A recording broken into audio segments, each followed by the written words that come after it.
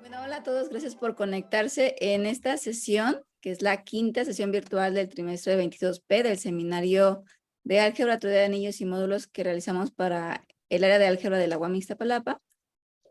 Vamos a tener la presencia de Erder Santiago Martelo Gómez, estudiante de doctorado del posgrado de matemáticas de la UAM, y nos va a presentar la primera parte del tema radicales sobre anillos puros semisimples, que es el tema de su tesis de doctorado. Entonces, muchas gracias, Eder, por conectarte, y pues te cedo la palabra y también la pantalla para que nos compartas tu presentación. Bueno, muchísimas gracias por la invitación al seminario. Sí, agradezco también a todas las personas, bueno, que se tomaron el tiempo de estar aquí el día de hoy. Y en resumidas cuentas, puedo decir que el día de hoy quiero compartirles un poco de lo que ha sido el trabajo de investigación durante mi trabajo doctoral. Entonces, eh, en principio, bueno, la plática se titula Radicales en anillos puros semisimples. Voy a iniciar, digamos, con una pequeña reseña histórica de cómo surge esta idea de trabajar radicales en estos anillos, la idea que se tenía al inicio, lo que quizás se pudo encontrar en los resultados que se publicaron en el artículo y en parte de la tesis. En algunas cositas ya que, bueno, que quedarán para la próxima sesión, digamos, las diferentes preguntas que quedaron abiertas al final del trabajo. Entonces, yo no sé si la mayoría aquí está, digamos, bastante relacionada con el tema. Sin embargo, quise hacer el día de hoy, como una especie, digamos así, parte introductoria de, bueno, de la teoría de prerradicales y de ciertos casos anteriores que se habían hecho. Entonces, a ver, comienzo aquí. Un segundito que se salió. Eh, ok. Entonces, es bien sabido que en teoría de anillos y módulos em, se pueden definir diversas clases de anillos, ¿no? Hay muchísimas clases de anillos definidos de muchísimas formas. Entonces, esta es la razón principal por la que hay bastante interés en que se quieran clasificar estos anillos por medio de muchas herramientas. En particular, digamos, la que más conocemos en cuanto en clasificaciones puede ser la categoría de módulos. Son bastante conocidas y es una forma bastante, digamos, usada para clasificar anillos. Sin embargo, podemos decir que en México, digamos, en las últimas décadas, hay bastante interés o ha habido bastante interés de utilizar una nueva herramienta, que en este caso sería la retícula de perradicales. Em, Eso nos lleva a un caso que se ha estudiado mucho y del cual se tiene bastante información, y es los anillos semisimples artinianos. De estos anillos que son, digamos, podemos decir que es como el inicio, el pilar en la base que utilizamos para nuestra investigación, porque podemos ver a los anillos semisimples artinianos como una especie de radiografía, y podríamos decir radiografía de lo que queríamos hacer con los anillos puros semisimples. Entonces, todo empieza pues analizando pues, lo que se sabe de estos anillos, que son anillos, por ejemplo, que en cuanto a su estructura, está bastante determinada por el teorema de Weber-Bunartin, el cual dice que estos anillos son un producto directo finito de anillos de matrices en ciertos anillos con división. También tenemos una información bastante completa sobre su categoría de módulos. Hay bastantes teoremas, bueno, aquí voy a mencionar uno por encimita más adelante, en el que podemos observar qué pasa con la categoría de módulos de estos anillos.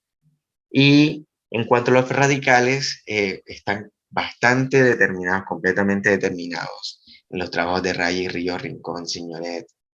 Y, y en bueno, estos artículos básicamente se da una caracterización de estos anillos utilizando eh, la retícula de prerradicales.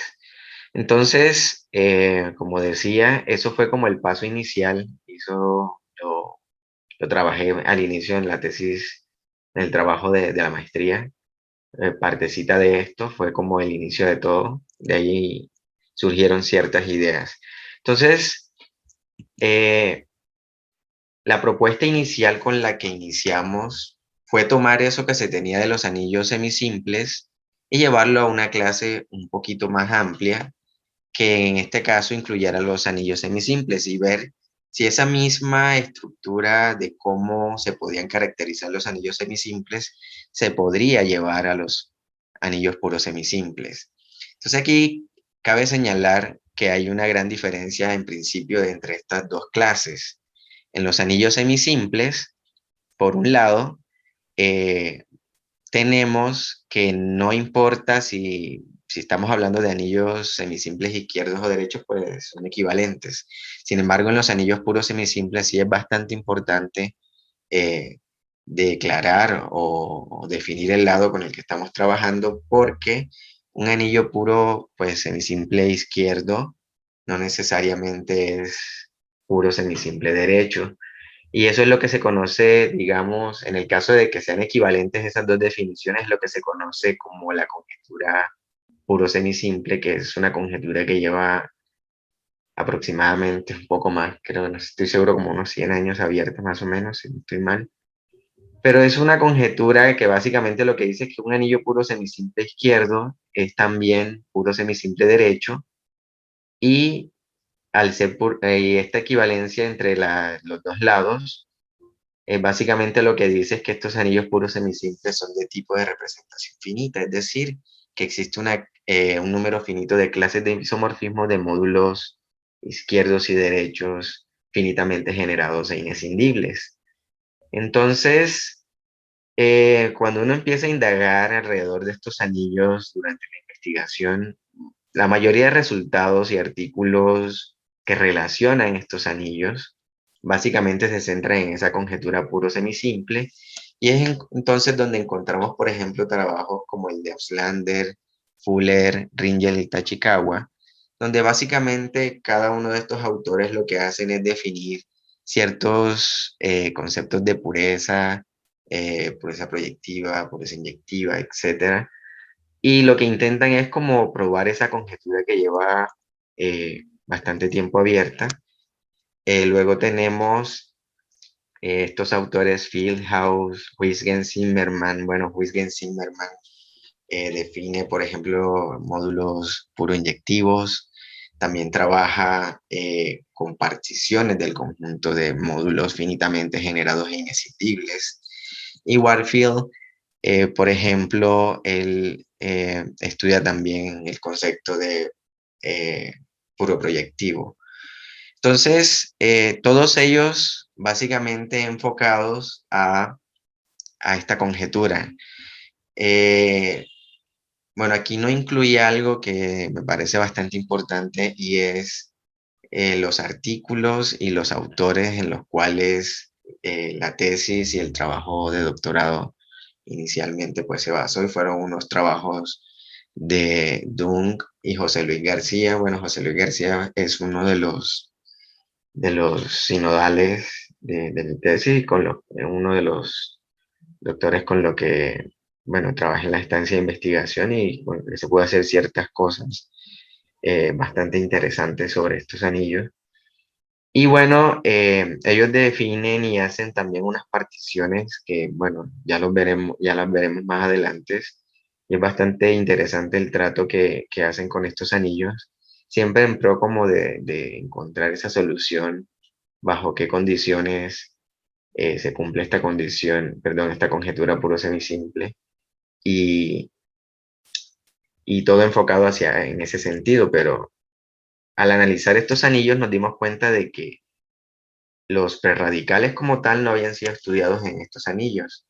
Y teníamos por un lado los anillos semisimples, los cuales sí habían sido bastante estudiados, Entonces el objetivo inicial era como, bueno, tengo esto con los anillos semisimples, entonces ahora qué puedo sacar yo de los anillos puros semisimples y ver si hay una, digamos, algo equivalente de los resultados que se tenían en los semisimples, pero ahora en los anillos puros semisimples. Entonces, inicio con una definición que creo que la mayoría de los que estamos aquí conectados conocemos, que es la definición clásica de preradical. Entonces tenemos un preradical sobre el anillo R, es un subfuntor del funtor identidad en la categoría R-mod, tal que se cumple lo siguiente. Un segundito, vamos a ver esto. Tal que se cumple que sigma es una, digamos, asignación entre R-mod y R-mod, que cumple un número 1, que para cada R módulo M, sigma de M es un submódulo de M, y para cada morfismo de M en N, F de sigma de M es un submódulo de sigma de N. Ejemplos, pues, clásicos, tenemos la traza y el rechazo, que se definen de esta manera, ¿no? La traza de un módulo M con respecto a una clase A de módulos sería la suma de las imágenes F de A, tal que F es un morfismo de A en M. Y equivalentemente, pues tenemos lo que se conoce como el rechazo, que sería la intersección de los Kerr de G con geomorfismo de M. Entonces, si tomamos S como la clase de los módulos simples, encontramos conceptos también muy conocidos en teoría de módulos, como son el soclo y el radical. Entonces, a la colección de todos los radicales que podemos tener sobre un anillo R, pues a eso lo llamamos el conglomerado. Esta palabra aquí de conglomerado, en principio como sigma, vamos a poner la definición anterior, sigma es una asignación entre remod y remod. En sí, sigma es una asignación entre clases, ¿no? Entonces, eh, una colección de este tipo, pues ya se nos saldría de la definición que tenemos de conjunto e inclusive de clase, y por lo tanto, digamos que por este axioma de niveles, lo llamamos conglomerado. Entonces, aquí voy a colocar unas propiedades importantes, y esta es una, digamos, de las fundamentales para el trabajo que se desarrolló, que cumplen los prerradicales, y es que si tenemos un prerradical sigma y una familia de R módulos, entonces aquí subrayo esta primera propiedad que es importantísima, y es que un prerradical abre sumas directas, ¿no? Y bueno, también cumplen otras dos, que es con respecto al producto directo. Sin embargo, nos vamos a centrar, o me voy a centrar en la primera propiedad que cumplen los prerradicales. Esta propiedad, ya veremos la importancia que se tiene cuando miremos el caso semisimple y luego el caso puro semisimple izquierdo. Entonces, cada vez que nosotros hablemos de una retícula, lo primero que se nos viene a la mente, bueno, debemos tener un orden. ¿Un orden en dónde? En los prerradicales. Entonces, la definición es que de suma importancia es que si tenemos dos radicales sigma y tau, entonces decimos que sigma es menor o igual que tau, si solo si para cada R módulo M se tiene que sigma de M es un submódulo de tau de M. Entonces con este orden pues tenemos un orden parcial en los radicales, y eso nos da, digamos, nos dota RPR de un orden parcial, y por lo tanto tenemos un conglomerado parcialmente ordenado. Entonces, estas son propiedades, bueno, esta definición que está aquí, eh, un conjunto parcialmente ordenado es una retícula, ¿sí? Si para todo par de elementos del conjunto L que aparece ahí, existe el supremo y el ínfimo de A y B.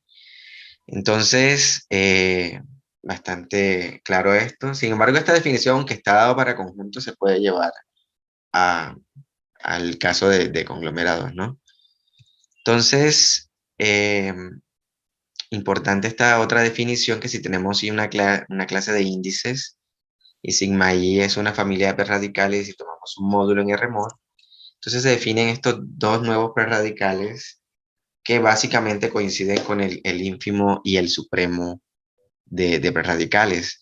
Y aquí una aclaración bastante importante es que aunque es una clase de índices cualquiera, ¿sí? Por ejemplo, en la primera definición que tenemos aquí estamos haciendo pues una intercepción de sus módulos de M, por lo tanto tiene sentido que ese I pues sea una clase pues cualquiera, porque al final solamente estamos interceptando sus módulos de M y lo mismo pasa con el supremo, aquí estamos sumando sus módulos de M, entonces sí tiene bastante sentido esta definición.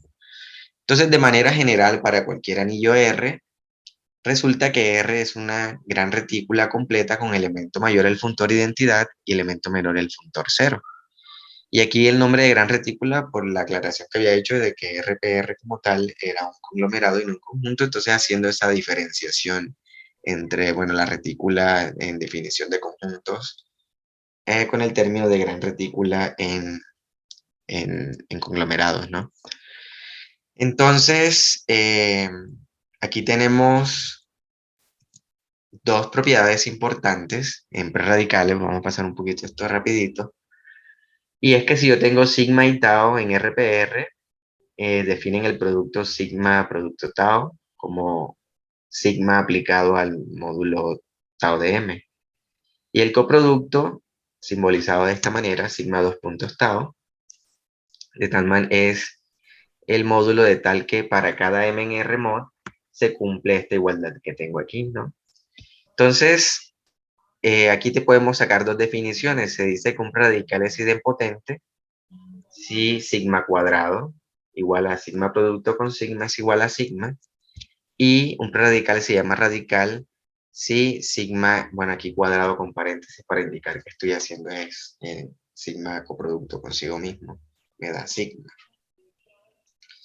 Estas dos definiciones importantísimas porque más adelante en los resultados finales que se presentarán de los resultados, en los anillos puros semisimples izquierdos hereditarios con dos módulos simples, se describe la retícula de radicales idempotentes y para todos los radicales, inclusive también para los radicales idempotentes. Entonces, me pareció pertinente colocar esta definición el día de hoy. Entonces, esto ya es una propiedad de los, bueno, radicales. Entonces, ahora sí, en concreto, ¿qué tenemos de los anillos semisimples? Bueno, aquí va a ver la comparativa de qué se tenía de los semisimples, qué puedo extraer de los semisimples y llevarlos a los puros semisimples y qué no todavía, o qué es lo que se pretende hacer con los puros semisimples basados en lo que se sabe de los semisimples. Entonces, aquí una definición, un anillo R se llama semisimple si el módulo regular izquierdo es semisimple. Y este teorema, bastante conocido en teoría de módulos, teoría de anillos, eh, nos dice que son equivalentes para un anillo R, que el anillo sea semisimple, con que toda sucesión exacta de remódulos se descinde, con que todo R módulo es inyectivo, todo R módulo es proyectivo, y aquí subrayo una propiedad bastante importante que es que todo R módulo es semisimple. Entonces, una aclaración aquí nuevamente, si observamos en este teorema aquí, nuevamente colocamos semisimple a secas sin, digamos, ese apellido izquierdo derecho por la aclaración que hice al inicio de que, bueno, ser semisimple izquierdo equivale a ser semisimple derecho, y esto sí no se va a ver en el caso, bueno, puro semisimple, donde sí hay que, digamos, definir el lado en el que se va a trabajar, porque aunque se tiene de conjetura eso, pues no está demostrado, entonces siempre es importante definir el lado. Entonces, en el punto E, tenemos que todo R módulo es semisimple, es decir, todo módulo lo puedo escribir como una suma directa de módulos simples. Entonces, recordando anteriormente la otra propiedad que yo subrayé que cumplían los prerradicales, notamos que si yo descompongo un módulo cualquiera como una suma de simples, entonces A fin de cuentas, cuando yo aplico un preradical a un módulo, a un R módulo sobre un anillo R que es semisimple, básicamente es ver cuál es el valor que toma ese preradical en los módulos simples. Por lo tanto, podemos decir que un preradical aquí, en este caso, está completamente determinado por todos los valores que toman los simples. Ahora bien, si yo aplico un preradical a un módulo simple, solamente voy a tener dos opciones, o que sea el 0 o sea el módulo total simple S, un ejemplo. Entonces, con esa, digamos, facilidad, por decirlo de cierta manera, que tenemos aquí de descomponer un módulo en simples y aplicar el preradical a los simples, podemos tener entonces una caracterización en cuanto a su retícula de preradicales para anillos semisimples. Entonces, tenemos un anillo semisimple artiniano si y solo si, por ejemplo, todo preradical sigma es el supremo de todos los, en este caso, átomos que están por debajo de él. ¿Me permiten un segundito, por favor? Ya vuelvo.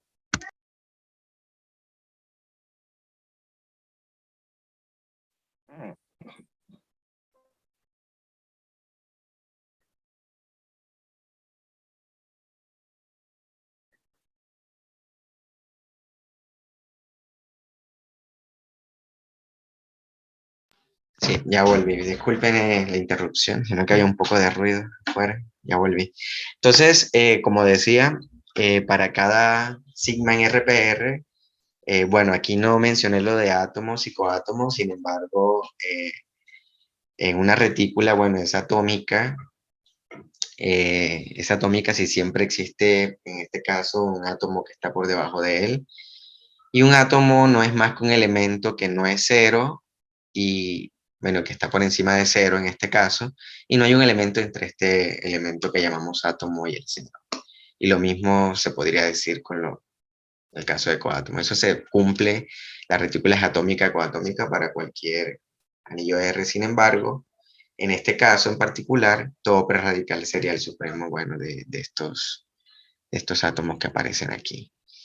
Entonces, y tenemos estas caracterizaciones, y aquí subrayo una nueva, que, que es de cierta forma lo que me caracteriza una retícula de preradicales en anillos simples, y es que en un anillo semisimple artiniano tenemos la equivalencia de que si su retícula, bueno, es booleana finita, es semisimple artiniano, y si es semisimple artiniano es booleana finita. Entonces, digamos que un poco ambicioso, podemos decir así, al inicio del trabajo doctoral era, bueno, si yo tengo esta condición en los anillos semisimples, ¿será que puedo llegar a algo equivalente en un anillo puro semisimple en el que yo pueda describir la retícula de perradicales de los anillos puros semisimples y llegar a un tipo de caracterización de, de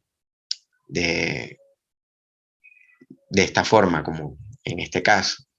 Entonces, bueno, aquí un ejemplo antes de irnos al caso puro semisimple.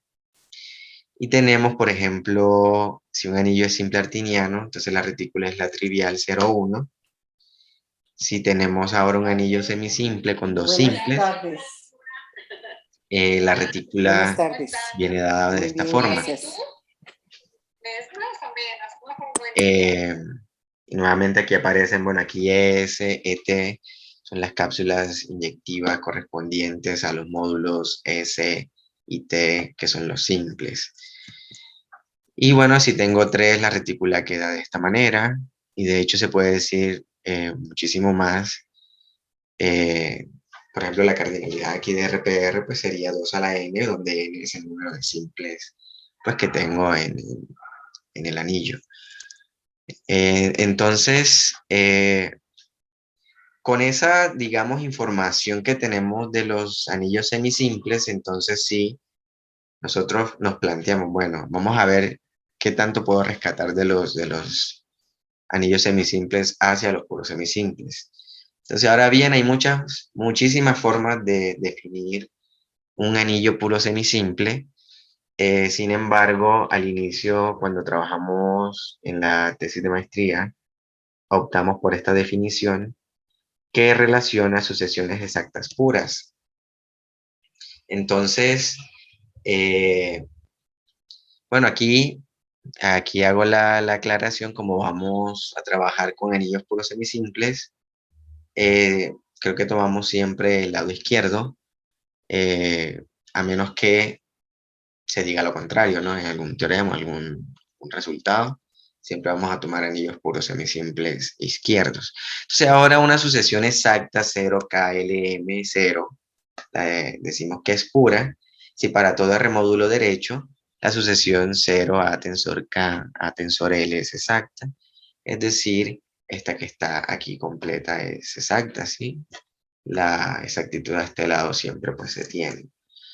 Entonces, con esa definición de sucesión exacta pura, pues decimos que un anillo es puro semisimple izquierdo si toda sucesión exacta pura de remódulos izquierdos se cinde. Entonces aquí hay ya una diferenciación con los semisimples. Ahora no voy a tener que toda sucesión exacta se cinde, sino solo las que son exactas puras. Y por otro lado, bajo esta premisa de esta definición, pues una sucesión que es exacta, una sucesión exacta que se cinde, resulta ser exacta pura, y por lo tanto los anillos semisimples eh, de hecho son anillos puros semisimples. Entonces estamos dentro de un caso donde los anillos puros semisimples de hecho contienen a los anillos semisimples. Entonces, el primer teorema bueno, que aparece aquí en los anillos puros semisimples es que si un anillo, bueno, si el anillo R es puro semisimple izquierdo, sí, solo si todo R módulo es puro inyectivo. Entonces, la definición de puro inyectivo, si me voy aquí a la definición de exacta pura, si nosotros nos vamos un poquito más atrás en lo que conocemos como un módulo inyectivo, ¿no? Entonces, un módulo inyectivo cada vez, por ejemplo, si yo tomo aquí esta sucesión exacta que aparece aquí, ¿sí? 0KLM0 y extiendo K hacia un módulo, ¿sí? Entonces puedo extenderlo pues de L a ese módulo. Eso sería la definición de inyectivo. Entonces, aquí en módulos puro inyectivo, pues sí es inyectivo referente a las sucesiones exactas puras. Entonces, teniendo en cuenta eso que acabo de mencionar, entonces un anillo es puro semisimple izquierdo, sí, solo si todo el remódulo es puro inyectivo, ¿ok? Entonces, la demostración de esto es bastante sencilla utilizando la definición, pues, la que acabo de mencionar, de lo que es un anillo puro semisimple izquierdo. Entonces, si yo tomo un anillo puro semisimple izquierdo y bueno, y faltó y sea M un R módulo, entonces vamos a probar que M de hecho es puro inyectivo, es decir, todo R módulo es puro inyectivo. Es lo que le comentaba. Entonces, consideramos una sucesión exacta pura, y aquí solo considero pues la primera parte, ¿no? Que es lo que me interesa, porque voy ahora a tomar un morfismo de K a un módulo M, ¿sí? Entonces vamos a probar que este módulo que está aquí es puro inyectivo, ¿no? Que sería la definición perdón, la definición equivalente pues, de inyectivo, pero para sucesiones exactas puras. Entonces, dado que R es puro semisimple, ¿ok? Entonces, como R es puro semisimple, tenemos que existe esta que está aquí, eta de L a K, tal que se cumple esta sucesión que está aquí. Perdón, esta composición que está aquí me da la igualdad. Y esto por la definición, ¿no? Habíamos dicho que un anillo es puro semisimple izquierdo, sí, solo sí, toda sucesión exacta pura se cinde. Y es esto básicamente, que se cinde. Entonces, si tomamos F como la composición de F minúscula con eta, ahí pues estaríamos encontrando esa F que extiende hacia acá, ¿no? Entonces tendríamos que es puro inyectivo. Y por el otro lado, si el módulo es puro inyectivo y consideramos la sucesión exacta pura esta completa ahora, y tenemos que todo R módulo es puro inyectivo en particular, podemos tomar el módulo K, el que inicia con la sucesión. Y por lo tanto, como el módulo K es puro inyectivo, entonces, si aquí coloco, pues, digamos, la identidad K, entonces voy a obtener que esta sucesión obviamente pues se cinde, y por lo tanto, al tomar cualquier sucesión exacta pura, pues probamos que se cinde, ¿sí? Y por lo tanto, eso demuestra que el anillo es puro semisimple. Entonces, eso por un lado. Y esto era lo que había mencionado antes con respecto a las dos definiciones, de que como en un anillo semisimple toda sucesión exacta se cinde y toda sucesión exacta que se cinde resulta ser eh, pura y por lo tanto es puro semisimple. ¿Ok? Entonces, de hecho no solamente resulta ser, bueno, aquí puro semisimple sí, porque recordemos que, bueno, es semisimple del izquierdo, de derecho, entonces estos caen en el caso este pues, de la conjetura esta que estábamos hablando al inicio. Entonces, este teorema, bueno, aquí no está la referencia porque no he terminado de subir las referencias. El día de hoy solo es como una pequeña introducción. Pero esto es un teorema de un artículo que tienen Zimmerman y, bueno, Jensen, en donde dan ciertas equivalencias en este tipo de anillos. Bueno, ellos trabajan anillos de dimensión global pura izquierda cero, que a la larga se reducen al caso que nosotros estamos estudiando, que son los anillos puros semisimples izquierdos. Ahora bien, ellos dicen en este teorema, todas estas equivalencias en particular, aquí subrayo la última, que todo R módulo es algebraicamente compacto, y esa en combinación con otros teoremas eh, que fueron publicados, por ejemplo, con Warfield y Fieldhouse, podemos combinarlo con este teorema y sacar un teorema bastante similar al que había comentado del que tienen los anillos semisimples. Ese teorema, que digamos lo podemos ver bastante similar, porque bueno, aquí tenemos ahora un anillo es puro semisimple, bueno, en este caso izquierdo, si solo si toda sucesión exacta pura de módulos izquierdos se cinde, si solo si todo R módulo es puro inyectivo, si solo si, ahora, bueno, las dos primeras, 2 y 3, las podemos ver que son básicamente las mismas que aparecen en el caso semisimple, solo que aquí bajo la condición de que sean puras tanto el módulo como la sucesión exacta. Y ahora 4 lo que me dice es un teorema de descomposición que tiene que ver con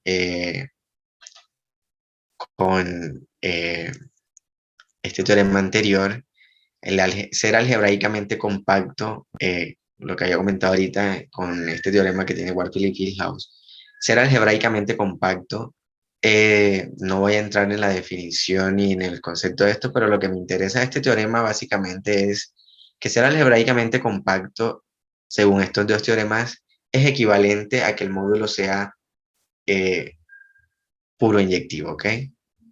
Puro inyectivo.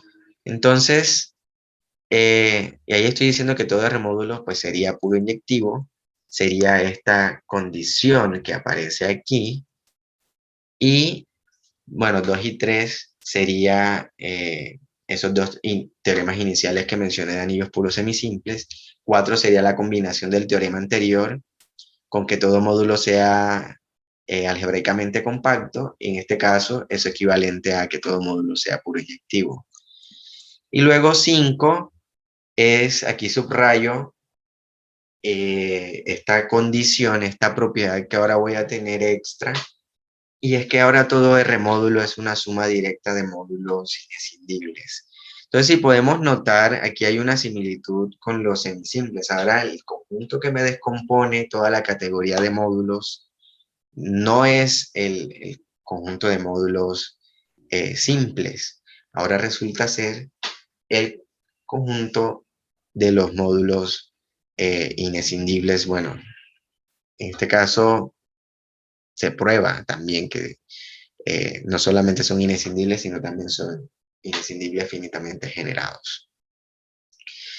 Entonces aquí fue donde inicialmente empieza nuestro trabajo. Nos encontramos, bueno, esta similitud y ahora mi categoría de módulos no va a estar descompuesta por los simples, pero sí tenemos un conjunto nuevo que me descompone toda la categoría de módulos en los anillos puros semisimples.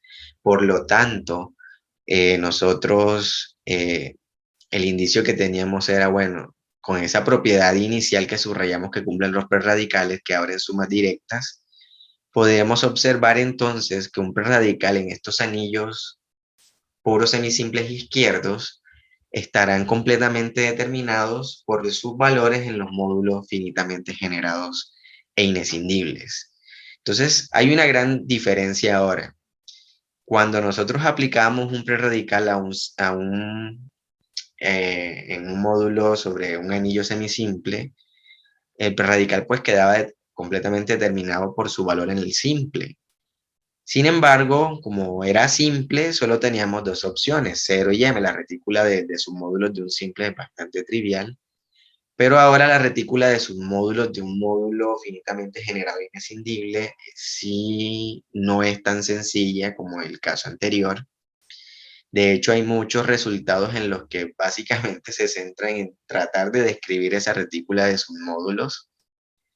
Y ahí fue, digamos, primer, el primer paso bueno, cómo podemos traer esa información de prerradicales aquí, cuando ahora mi conjunto que descompone la categoría de módulos, pues es este conjunto que no es, digamos, tan sencillo de trabajar como el anterior. Entonces, eso fue, digamos, inicialmente, y bueno, aquí en principio voy a mostrar un ejemplo de, bueno, si tenemos zp a la n con p' y n mayor o igual que 1, y como zp a la n es conmutativo y su retícula de ideales es una cadena finita, en este caso esta que aparece aquí. De hecho, creo que en la referencia, bueno, aquí no la coloqué, hay una referencia en donde se prueba exactamente que todo se tape a la n módulo, ¿ok? Es una suma directa de esta cadena que aparece aquí. De hecho, aquí, entonces aquí tenemos un conjunto que me descompone toda la categoría de módulos, de todas las categorías de los ZP a la n módulos. Entonces, haciendo uso de este teorema, pues yo tengo un conjunto, aquí en 4, un conjunto que me descompone toda la categoría de los ZP al n módulos. Por lo tanto, estoy en un caso de un anillo que es puro semisimple y que claramente no es semisimple, ¿no? Claramente no es semisimple, porque obviamente pues todo módulo no es suma directa de simples. Eso por un lado, y tenemos bueno, eso demuestra el ejemplo anterior, que en efecto estamos en una clase más amplia que los semisimples y que además contiene a los anillos semisimples. Aquí un teorema más que de cierta manera nos ubica un poco en el contexto de qué tipo de anillos estamos manejando. Entonces ya sabemos que un anillo, bueno, aquí decimos que si R es un anillo puro semisimple izquierdo, entonces R es artiniano izquierdo. Entonces nosotros habíamos iniciado con anillos semisimples, nos ubicamos en anillos puros semisimples izquierdos, sin embargo, no nos hemos salido de toda la clase de los anillos artinianos izquierdos. Y eso es de suma importancia, porque al estar dentro del contexto de artinianos izquierdos, eso nos facilita, digamos, muchas herramientas que se pueden utilizar y que de hecho son fundamentales para describir muchísimas propiedades que cumplen estos anillos que al final van a ser utilizadas, digamos, para esta descripción que queremos, que es caracterizar o en lo posible describir la retícula de prerradicales de un anillo puro semisimple izquierdo. Entonces, bueno, retomando un poquito lo que había comentado de que, bueno, ya tenemos ese nuevo conjunto que me descompone toda la categoría de anillos perdón, la categoría de módulos en los anillos puros semisimples izquierdos. Y había hecho la aclaración que también ahora estamos, ese conjunto que nosotros llamamos RIN, que sería, eh, digamos, el conjunto completo de todos los módulos inescindibles finitamente generados. Ese sería el conjunto que me descompone ahora. Y había también comentado que, bueno, trabajar con la retícula de submódulos de los módulos finitamente generados inescindibles era un poco complejo, o sea, no es tan sencillo como el caso anterior. Entonces, en principio, bueno, intentamos, y eso, bueno, también lo voy a mencionar en la siguiente clase, intentamos como que ver, bueno, si no puedo tratar la retícula de submódulos de los finitamente generados inescindibles, quizá un camino podría ser buscar particiones de RPR, es decir, de la retícula de prerradicales, utilizando ciertas clases. Sin embargo, de hecho, encontramos por medio de los trabajos de Dunn y José Luis García, eh, que de hecho hay unas particiones bastante interesantes. Y luego esas particiones, que las defino un poco más adelante que esta, que se llama partición ex-inyectiva, esas nos llevaron a una que de hecho se estudia de manera general en cualquier anillo puro semisimple, porque la ex-inyectiva solo, bueno, tiene ciertas condiciones para las cuales ella existe. Entonces nos topamos con estas particiones que nos pareció que podría quizás ser uno de los caminos que nos puede llevar a la solución del problema que inicialmente planteamos. Entonces, si tenemos un anillo R y C, una clase de remódulos finitamente generados e inescindibles no isomorfos, decimos que C tiene una partición fuerte preinyectiva si C es igual a la unión de los C alfas para un número ordinal lambda prima con las siguientes propiedades. Número 1, bueno, este C alfa intersección C beta igual al vacío si alfa diferente de beta es simplemente que son conjuntos ajenos. Número 2, cada C alfa es finito. Bueno, este no vacío en esta partición sobra. ¿Ok? Aquí esto se fue de más. La partición fuerte preinyectiva solamente voy a tener que cada C alfa es finito. Caso contrario a lo que va a suceder con la otra partición. Y además, para cada ordinal alfa menor o igual que lambda prima, C alfa es el mínimo conjunto cogenerador de la unión de C beta con alfa menor que beta y este menor o igual que lambda prima. Bueno, aquí en esta definición de partición frente proyectiva no me voy a tener mucho. Sin embargo,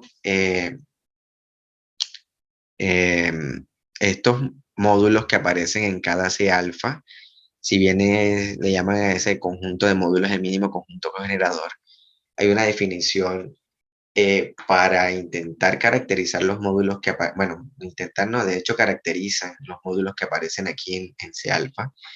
Y básicamente lo que dicen es que todos esos módulos lo llaman splitting injecting modules, que en español nosotros utilizamos la palabra como módulos ESC inyectivos, es inyectivos, y tienen ciertas particularidades, pero en el momento, por el día de hoy, no me voy a tener en eso. En la próxima sí me voy a tener un poco más en eso, porque vamos a hacer una asociación entre esta partición y la partición ex inyectiva.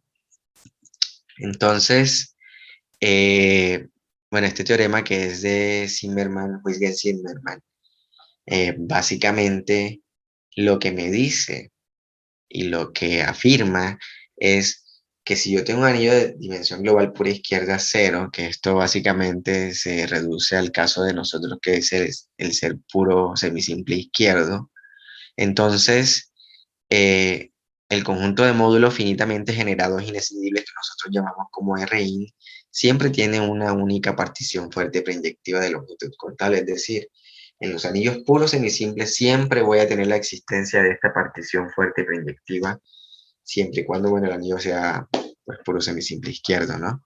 Entonces, importantísimo, ya con que sea puro semisimple izquierdo ya tengo esta partición. Ahora bien,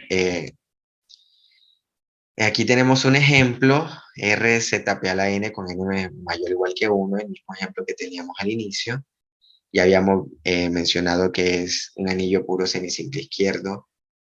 Y además, aquí aclaro que no hereditario. Recordemos que es, módulo es, perdón, un anillo es hereditario si los módulos de proyectivos resultan ser proyectivos, ¿no? Es una de las, bueno, una de las tantas definiciones para un anillo hereditario. Entonces, es claro, bueno, que este anillo no es hereditario y, bueno, claramente, pues, aquí voy a hacer un paréntesis un poco más grandecito diciendo del por qué no hereditario, porque más adelante vamos a ver que cuando se define la partición exinyectiva, una condición, eh, una condición que no puede faltar para la existencia de una partición de la otra partición que se llama exinyectiva es que además el anillo no solamente tiene que ser puro semisimple, sino que además tiene que ser hereditario. Condición bastante importante para la existencia de la otra partición. Sin embargo, en esta, bueno, la partición fuerte preyectiva queda de esta manera. Esta es la manera de ejemplo de que podemos ver ciertas particiones fuertes preyectivas. Entonces, encontramos estas particiones, partición exinyectiva. Entonces, esta partición exinyectiva, bueno, el término EXT, pues proviene de este funtor, ¿no? El funtor ext1, de hecho. Entonces, para hablar de esta partición, en principio, definimos lo que es un módulo exinyectivo. Si tenemos un C, una clase de módulos cualquiera en Rmod, y un R módulo X en C, decimos que decimos que X es inyectivo en C si el ext1 de C con X es igual a 0. Es decir, cualquier sucesión exacta que yo forme, que inicie en X y termine en C, se escinde. Básicamente lo que me diría esta condición del ex Cx igual 0. Con esta definición, entonces, procedo con la definición de una partición exinyectiva.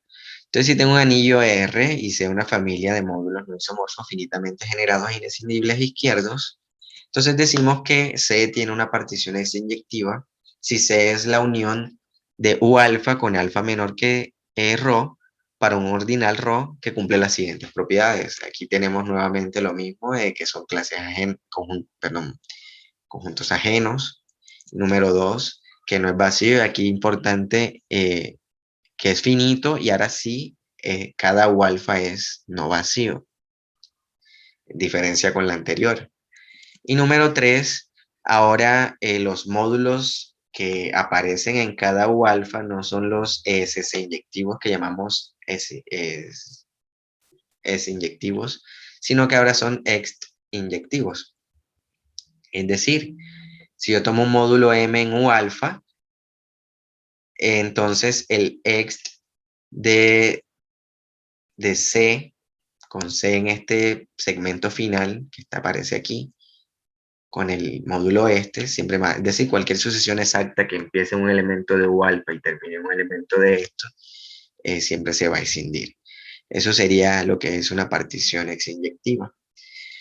Entonces, con esta definición, nos preguntamos, bueno, ¿bajo qué condiciones tengo una partición exinyectiva? Ya vimos que para el caso puro semisimple siempre tengo la fuerte preinyectiva y en qué casos tengo la exinyectiva. Entonces, de forma inicial, estas particiones se volvieron, digamos, bastante importantes porque como les decía, todo módulo es suma directa de finitamente generados inescindibles y por lo tanto trabajar con una partición pensamos que nos podría llevar quizá a una eh, digamos, una descripción más completa de cómo actúa el radical sobre los inescindibles, quizás viéndolo por estas particiones. Entonces empezamos a ver ciertas propiedades que cumple, por ejemplo, la partición exinyectiva. Y observamos lo siguiente, que si tomamos un anillo R puro semisimple hereditario izquierdo, y aquí voy a nuevamente hereditario, entonces, cuando nosotros ya le colocamos esa condición ahí, hereditaria, entonces, obviamente, vamos a tener una partición inyectiva. Son uno de los resultados que tiene don José Luis García, creo que en dos de sus artículos, de hecho. Lo hacen de manera diferente a esa demostración, pero tienen eso bastante eh, bien remarcable en los dos artículos. Entonces, esta partición, digamos, lo que puedo decir es lo siguiente. Si yo tomo como esto es un ordinal, ¿sí? Siempre va a haber un elemento primero, aquí tenemos un primero, y obviamente pues tenemos un último que sería el U delta, y tenemos un U0. Entonces si yo tomo aquí un módulo X en un elemento de la partición U gamma, es decir, un U gamma donde ese gamma ese conjunto es uno anterior a U lambda, no va a haber morfismos de X a Y. Es decir, básicamente yo los puedo ordenar de tal forma que no existen morfismos, no hay morfismos de módulos que se encuentren en módulos, perdón, en conjuntos U alfa que se encuentren de izquierda a derecha. No voy a encontrar morfismos. Y esta propiedad que cumple esta partición, de hecho, resulta ser bastante importante en las propiedades que se derivan más adelante de los prerradicales. Esto se puede trasladar a otras propiedades que permiten describir prerradicales aquí en estos anillos puros semisimples. Eso número uno. Número dos, aquí tenemos ahora eh, prerradicales. Bueno, esta sección es ya metiéndonos, bueno, cómo vamos a trabajar los prerradicales, ¿no? Entonces, esta definición que aparece en el segundo artículo que estuvimos revisando de don José Luis García, que se llama Splitting Torsion Pair, pares de torsión escindibles, dice una partición de C de Rein se llama de par de torsión que se escinde si no hay morfismos, en este caso de módulos de D a módulos de la clase C. Entonces, una proposición interesantísima que luego nos lleva a trabajar con ciertos ejemplos radicales que luego aparecen de la existencia de esa partición exinyectiva en anillos puros semisimples hereditarios izquierdos es la siguiente. Es que si yo tengo un anillo puro semisimple izquierdo, bueno, aquí se fue doble, izquierdo solo, eh, si tengo un anillo puro semisimple izquierdo, entonces DC es un par de torsión que se escinde de reint si y solo si el ADD, ADC es una teoría de torsión que se escinde de remoto. Ese AD ahí, A, doble D, este que aparece aquí, es la clase de todos los sumandos directos, de sumas directas finitas de módulos en D y equivalentemente para la clase el ADC. Entonces, esta proposición, voy a finalizar el día de hoy con esta proposición y la próxima clase, bueno, voy a hablar de la demostración en la siguiente plantilla y ya la próxima sesión, ya sí me meto con los resultados que se tienen, demostraciones que se tienen del último capítulo de la tesis y los resultados que se publicaron en el, en el artículo, que ya son, digamos, la solución, parte de la solución que nos habíamos planteado al inicio de la tesis doctoral, que era intentar describir la retícula de radicales de anillos puros semisimples. izquierdos y tratar de caracterizarlos y ver qué, bueno, qué se hizo, qué quedó pendiente y qué quedó como por realizar ahí con otro resultado. Entonces, empezamos con esta demostración y es que si tengo un anillo puro semisimple izquierdo, esto es una propiedad que, bueno, que se demuestra en los artículos eh, de Don José Luis García, y de hecho también es bastante conocido que si es puro semisimple izquierdo. De hecho, los anillos el anillo de endomorfismos de los módulos inescindibles es un anillo local. Anillo local. Entonces, ¿qué tenemos aquí? Cada módulo que nosotros tomamos en un anillo puro semisimple lo descomponemos en suma de módulos inescindibles. Esos módulos que son inescindibles, que me descomponen todos los módulos, sus anillos de endomorfismo son anillos de endomorfismo que además son locales. Y por lo tanto aquí podemos aplicar el teorema de Krull-Smith-Reimers-Sumaya, en el que podemos decir que esa descomposición de ese módulo es única salvo isomorfismos en estos sumandos directos inescindibles.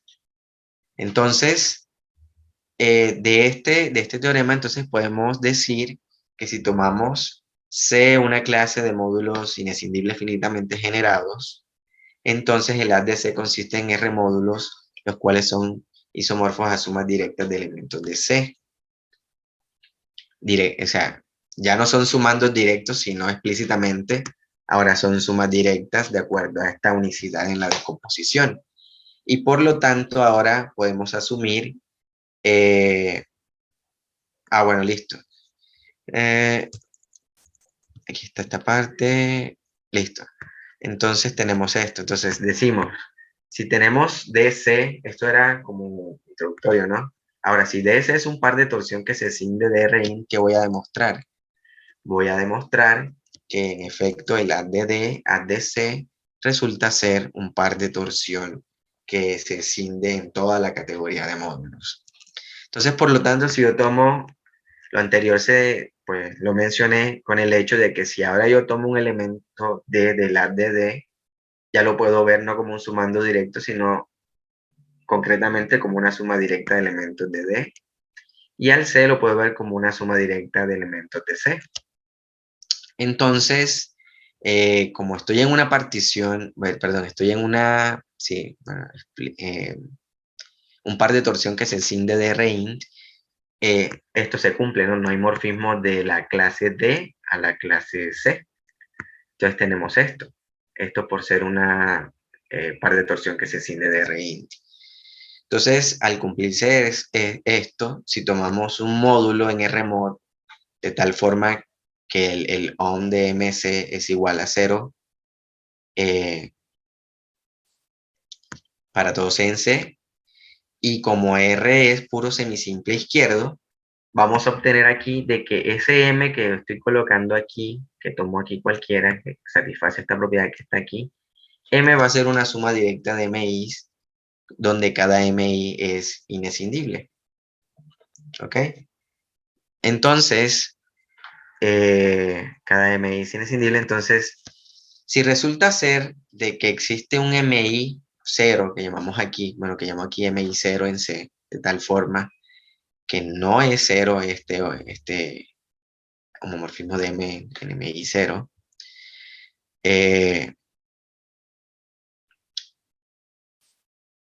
sí, vamos a llegar a una contradicción. Si alguna me dice, vamos a llegar, esto es una contradicción, ¿no? Por esta parte que tenemos acá. Porque de aquí, todo módulo resulta ser de esta manera, inescindibles. Y si resulta ser esto, distinto de cero, no es posible porque no hay morfismo de D a C, y esto no se puede dar. Entonces, cada MI debe pertenecer ¿a dónde? A los D. Y entonces de esta manera se prueba de que M está en el haz de D. Entonces, similarmente lo puedo tomar para N en R mod de tal forma que se cumple esto. Y esto, bueno, bajo estas condiciones que hemos probado básicamente, que si yo tomo esto que está aquí, el ohm de MC es igual a 0, entonces este M que está aquí debe ser una suma directa de elementos de, de DI, sí, perdón, de D. Y eso probaría al final de que este par que aparece aquí es un par de torsión en toda la categoría de R módulos. Y aquí, bueno, está el recíproco. Y eso sería, bueno, por el día de hoy, quedaría así. Entonces, no sé si alguien tiene alguna pregunta por el día de hoy. Creo que, bueno, ya la próxima sesión ya entró con algunos teoremas auxiliares que se toman tanto de los artículos de Dunn como de José Luis García, en los que se describen un poco más ahora cómo son esas particiones de RIN, pero tomando ciertas características más particulares. Ahora no voy a tomar, por ejemplo, un anillo puro semisimple hereditario izquierdo cualquiera, sino que voy a tomar un anillo puro semisimple hereditario izquierdo con exactamente dos simples. Al tomarlo con exactamente dos simples, entonces esta partición que aparece aquí, ex inyectiva, queda un tanto más simplificada. Y luego trabajar con esa partición, eso me genera un orden lineal, más adelante lo definiré, en RINT, y sobre ese orden lineal, con ciertas propiedades que se trae ese orden lineal de la partición es inyectiva, lo puedo trasladar a propiedades que, que se derivan en los prerradicales y cómo puedo describir los prerradicales utilizando estas particiones y estas propiedades que tienen las particiones. Muchas gracias, Eder.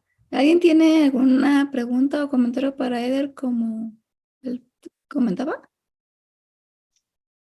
Yo tengo una pregunta. En la Adelante, adelante. definición, no sé si puedes regresarte un poco a la definición de inyectivo, por favor.